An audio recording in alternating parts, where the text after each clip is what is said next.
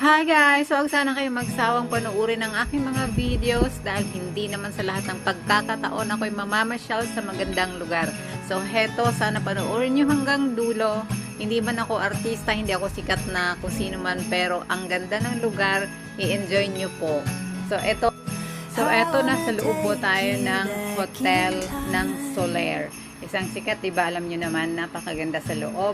Pangmayaman nga siya eh. Kaya hindi ko naman afford yung mga nandyan sa loob. So, pasyal na lang ang ginawa ko. So, sana panoorin nyo rin at sabay tayo mag-enjoy kasi lahat ng mga halaman na nakikita ninyo dyan ay tunay, buhay, and authentic. At ano pa bang dapat mong sabihin? Ang ganda, ang ganda.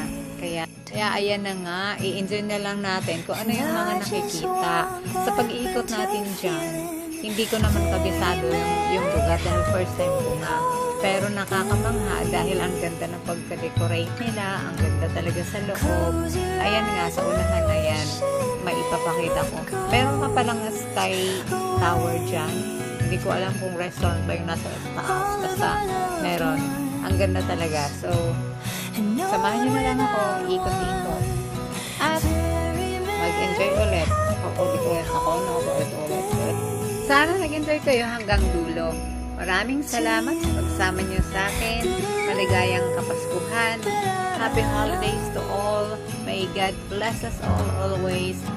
Be safe, be healthy, smile because God loves us all. Thank you very much. Follow for more.